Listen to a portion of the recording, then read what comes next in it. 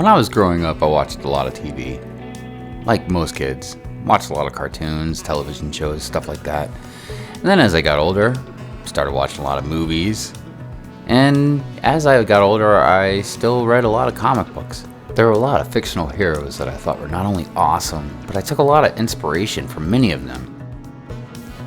On standing up for what is right, what is just, learning strength in a team, reaching out and helping people, and of course heroes just being badass or making me laugh. And while a lot of these heroes could be complex, could have a lot of backstory to them, which was great, but it didn't interfere with the willingness that they needed to do and some of the extremes that they had to do what was right, or at least what they really felt they thought was right. And their commitment to whatever maybe ideology or compassion that they felt the need to express, nothing was going to stop them from doing it. If there was somebody that they saw that needed help, if there was an innocent life that needed to be saved, these different heroes would step up to the plate and do just that. And some of them literally went through hell to do what was right. And yes, sometimes these heroes did what they had to do just out of the need and necessity for survival, but it still shows that the strength that they pulled from themselves and the odds that they overcame and the trials and tribulations that they had to go through to take care of it. Watching movies like Ghostbusters, Die Hard, Aliens, and so many more showed these men and women in such a light that was almost awe-inspiring to watch them. And sometimes it was different things that made them heroic. Sometimes it was strength, sometimes it was just agility, sometimes it was just the willpower or brain power that they had. And tons of TV shows like Spider-Man and His Amazing Friends, Power Rangers, Knight Rider. All these different heroes had different techniques, different levels of justice, I guess we could say. But the one thing they all had in common was they wanted to protect people. I collected comic books for the majority of my life. My dad got me into them at a young age. He would tell me about Wolverine with his indestructible bones and Storm who could control the weather, and I was instantly hooked. Even though I would learn a lot about these different characters, and many over time would show me again how different and complex each of them would be, but they all had that same narrative. Doing what was right, and they were strong-willed heroes.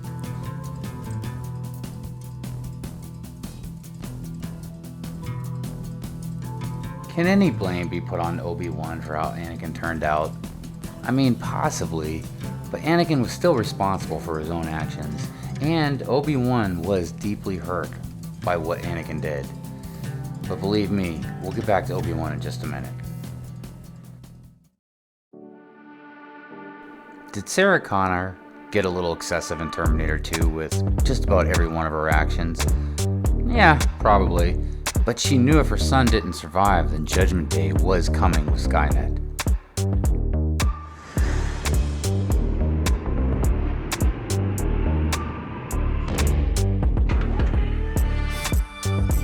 Is it possible maybe Ripley got out of control? Wait, never mind. Ripley's just straight badass. Get away from her, you bitch!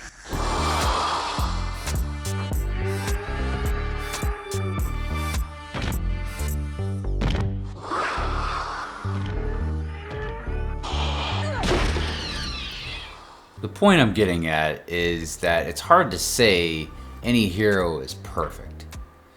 But the heroes I admired in entertainment throughout the years were just that. They were heroes. They made sense most of the time and did what was necessary to save the day. When it was time to chill, you chilled. When it was time to be tough, you were tough. And of course, I want to point out that I understand that there are heroes still around that are great and awesome, and I have no complaints about.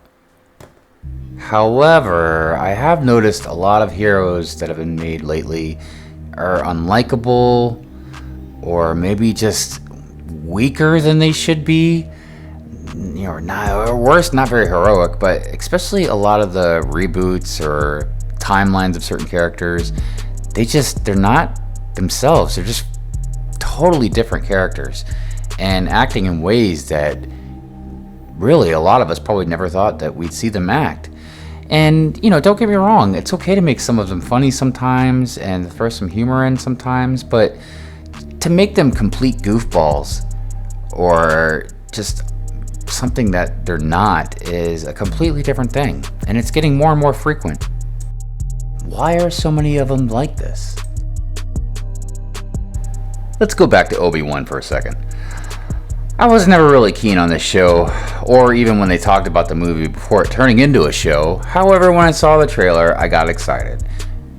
Ewan McGregor is the Obi-Wan, and it was good to see him back. And then I watched the show. Who was this guy? He leaves the child he swore to watch over and protect. And then other things that just didn't make any sense. Like he can't catch Leia when she's running away. Like, really?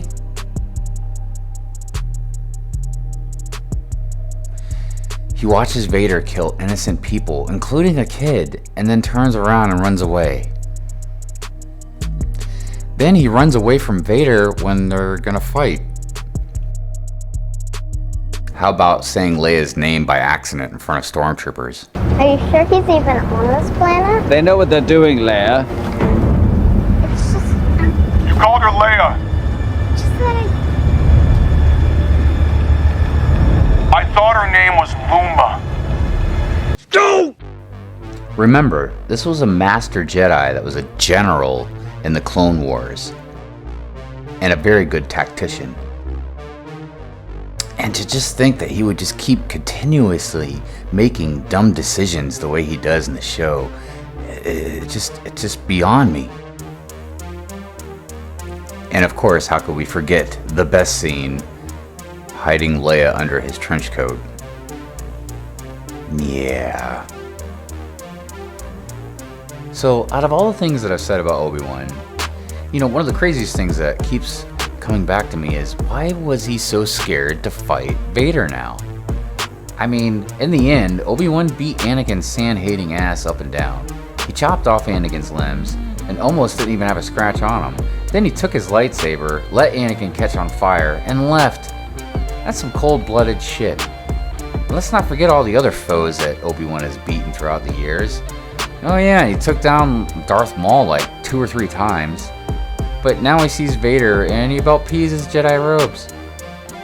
Disney is horrible with this, but they're not the only ones. And it's not just movies. I've seen this. It's happening in TV shows, comic books, just everywhere in general. It's becoming a trend. Like, a lot of heroes are just, like I said, lame.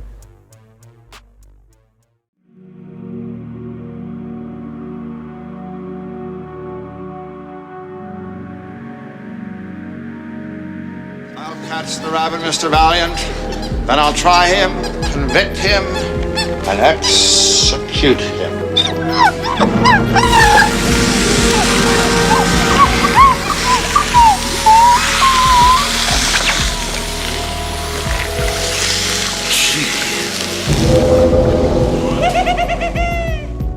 I remember as a kid the impact Judge Doom had on me.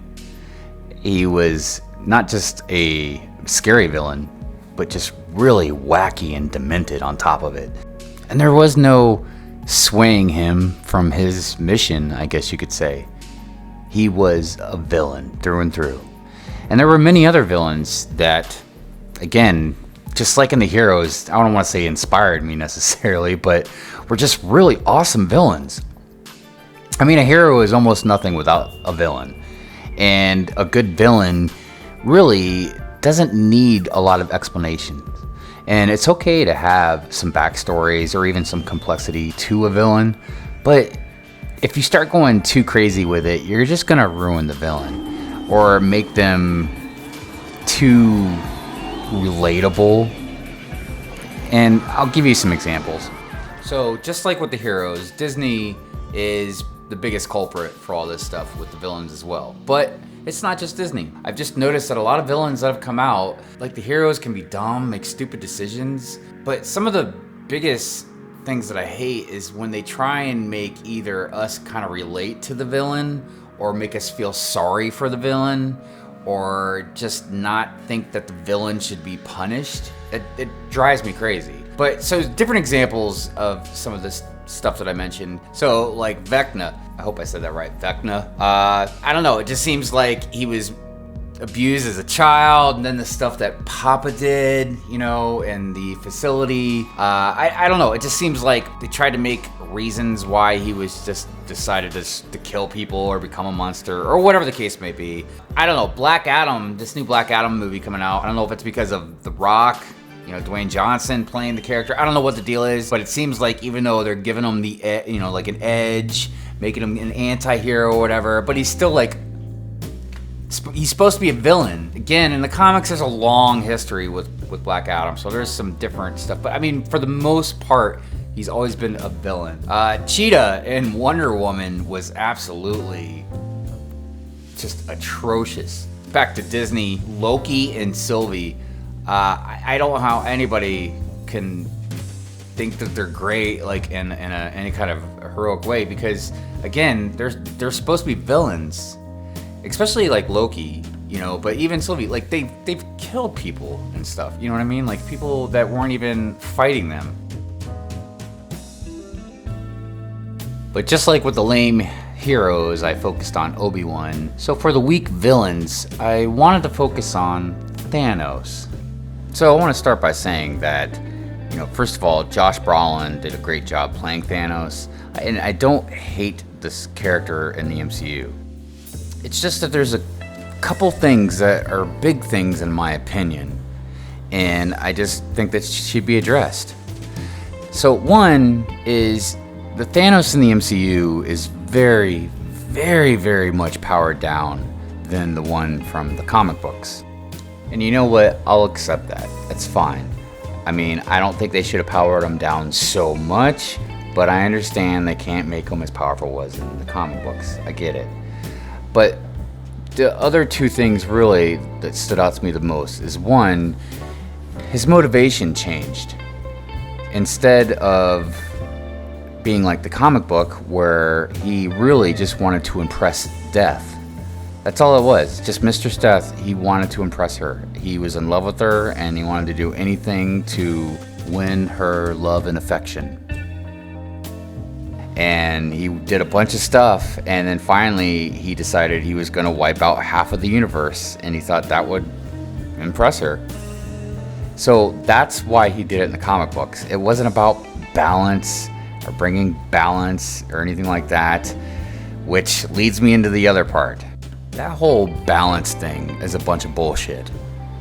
So right away, you've got the Infinity Gauntlet. You can do whatever you want. So you think you have to wipe out half of life in the universe. How about just provide enough for everybody?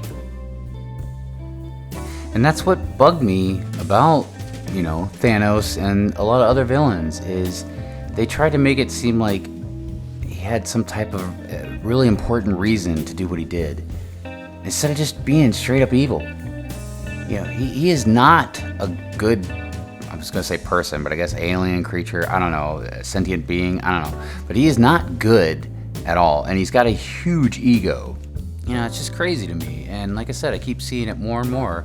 Even the Rancor. This is the Rancor I remember. And now we have getting to know the Rancor, being friends with the Rancor. I will spend more time with it. You should. They can become...